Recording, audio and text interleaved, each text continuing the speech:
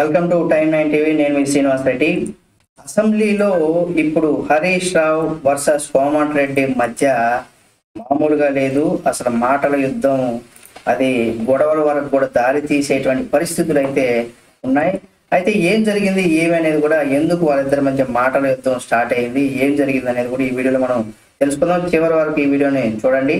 అదే ఇలాంటి సందర్భాలపైన మీ యొక్క అభిప్రాయాన్ని కామెంట్ రూపంలో కూడా తెలియచేయండి. మర్చిపోకుండా ఈ వీడియోని లైక్ చేసి, షేర్ చేసి, కామెంట్ చేసి మరిన్ని వీడియోల కోసం మా టైమ్ 9 టీవీని సబ్స్క్రైబ్ చేసి పక్కనే ఉన్న బెల్ బటన్ ఒకటి మాత్రం మర్చిపోకండి. ఇక వివరాల్లోకి కనుక మనం వెళ్ళినట్లయితే, కృష్ణా ప్రాజెక్టు పైన తెలంగాణ అసెంబ్లీలో కూడా చర్చ సందర్భంగా మనం చూసినట్లయితే బీఆర్ఎస్ ఎమ్మెల్యే అయినటువంటి హరీష్ రావు, మంత్రి కోమటిరెడ్డి కాంగ్రెస్ సభ్యుడు, అలాగే వీరిద్దరి మధ్య మాటల యుద్ధం జరిగింది. అంటే ఇక్కడ నీటిపారుదల శాఖ మంత్రిగా ఉన్నటువంటి Uttam Kumar Reddy power point presentation ఇచ్చేశారు. అయితే అంటే పీపీటీ ఇచ్చారు అనమాట. ఇచ్చిన తర్వాత హరీష్ రావు స్పీకర్ ప్రసాద్ కుమార్ కు అవకాశం ఇచ్చారు. హరీష్ రావు ఆయనకి అవకాశం ఇచ్చారు. అయితే ప్రభుత్వం సత్య దూరమైనటువంటి ప్రజెంటేషన్ ఇచ్చిందనేసి కూడా, అసత్య ప్రజెంటేషన్ అనే ఒక పాయింట్ కూడా ఆయన లేవనెత్తారు. హరీష్ రావు ఆరోపించారు. పీపీటీ కోసం తమకు అవకాశం ఇవ్వాలని కూడా కోరారు. ఆయన వాస్తవాలను వివరించేందుకు కూడా సిద్ధంగా ఉన్నామనేసి కూడా చెప్పుకొచ్చారు హరీష్ రావు. అయితే స్పీకర్ అవకాశం ఇవ్వకపోవడం ఇక్కడ దురదృష్టకరమైనటువంటి అనేసి కూడా ఆయన చెప్పుకొచ్చారు. ప్రాజెక్టుకు కేసీఆర్ అంటే ఇక్కడ ఈ ప్రాజెక్టు ఏదైతే ప్రాజెక్టు ఉందో ఆ ప్రాజెక్టుకి సంబంధించి కేఆర్ఎంబికి అప్పగించామనేసి కూడా ప్రభుత్వం ప్రకటన చేయడం, తెలంగాణ ప్రజలు అలాగే బారాస ప్రభుత్వం అప్పుడు విజయం దిశగా కూడా పయనించింది అనేసి కూడా చెప్పుకొచ్చారు. అంటే తెలంగాణ ప్రజలు ఒప్పుకున్నారట, బీఆర్ఎస్ పార్టీ కూడా ఒప్పుకుంది. ఇది ఒక విజయంగా కూడా మేము చెప్పుకుంటున్నాం, విజయం సాధించామన్నట్టుగా కూడా అప్పుడు బీఆర్ఎస్ ప్రభుత్వం విజయం అనేసి కూడా తెలిపింది. అయితే మంగళవారం ఇక్కడ మనకి ఏమైందంటే, బారాస ఆధ్వర్యంలో నల్గొండ సభలో అక్కడ ఆ సభలో ఏంటంటే సభ పెడుతున్నందుకు మంత్రి ఒక ప్రకటన కూడా చేశారు. తప్పులను సవరించుకుంటామనేసి కూడా వ్యాఖ్యానించారు. దానికి సంబంధించి హరీష్ రావు వ్యాఖ్యలపైన కూడా మంత్రి కోమటిరెడ్డి ఆగ్రహం వ్యక్తం చేశారు. అంటే నల్గొండ జిల్లాను మోసం చేసేందుకు ఎన్నికల్లో ప్రజలను బారాస ప్రభుత్వాన్ని ప్రజలు ఎన్నికల్లో ఓడించారనేసి కూడా చెప్పుకొచ్చారు ఆయన.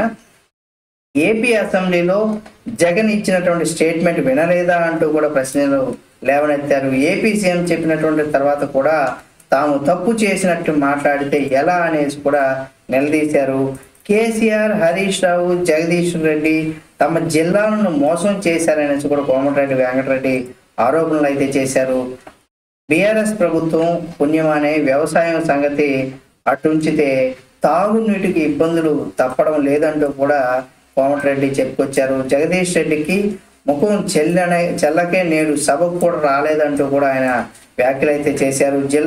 కృష్ణా జలాల విషయంలో కేసీఆర్ ముక్కు నేలకేసి రాసి క్షమాపణలు కోరాలనేసి కూడా చెప్పుకొచ్చారనమాట. అంటే కేసీఆర్ని ముక్కు నేలకేసి రాసి క్షమాపణలు కోరాలనేసి కూడా, ఏంటి అసలు ఇట్లా ఎలా పోతుంది, ఇక్కడ ఈ రాజకీయ సంస్కృతి ఏమవుతుంది అనేది కూడా ఇక్కడ మనకు అర్థం కానిటువంటి పరిస్థితి తలెత్తుతుంది.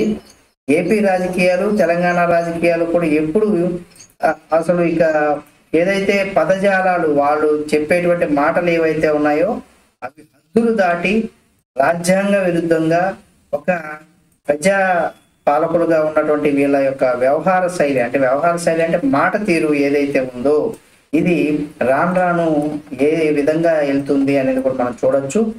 ఆ తర్వాత ఏంటంటే నల్గొండ సభకు రావాలనేసి కూడా కోమటిరెడ్డి డిమాండ్ చేశారు. దీనికి సంబంధించి ఏంటంటే ఆ తర్వాత హరీష్ రావు గారు మాట్లాడుతూ కూడా కోమటిరెడ్డి వ్యాఖ్యల పైన ఆయన కూడా ఆగ్రహం వ్యక్తం చేశారు. ఆయన క్షమాపణ చెప్పాలంటూ కూడా డిమాండ్ చేశారు. రాష్ట్రాన్ని సాధించినటువంటి కేసీఆర్ని ఇలా అనడం సరికాదు అంటూ కూడా హరీష్ రావు గారు కూడా అన్నారు. నిజంగా 100% రాష్ట్రాన్ని సాధించడంలో కేసీఆర్ గారు పనిచేస్తుండొచ్చు.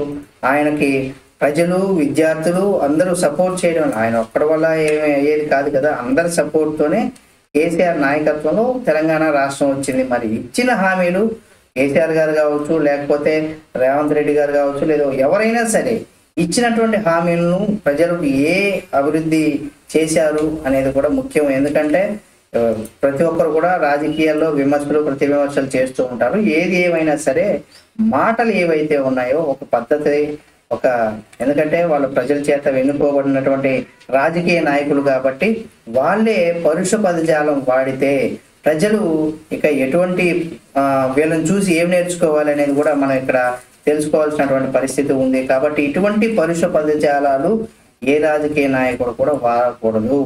ఇది ప్రజలకు ఎటువంటి సంకేతాలు వేస్తున్నారు రాజకీయాల్లో మీరు అనేది కూడా ప్రజాప్రతినిధులు కూడా గుర్తుపెట్టుకోవాలి. దీనిపైన ప్రజలందరూ కూడా మీ యొక్క అభిప్రాయాన్ని కామెంట్ రూపంలో తెలియచండి. అది ఎవరైనా సరే ఇటువంటి మనం రీసెంట్ గా చూసినట్లయితే బాలకృష్ణ కూడా సీఎం రేవంత్ రెడ్డిని చెప్పు చూపించి కొడతానన్నట్టుగా చెప్పడం ఇవన్నీ కూడా చూసాం.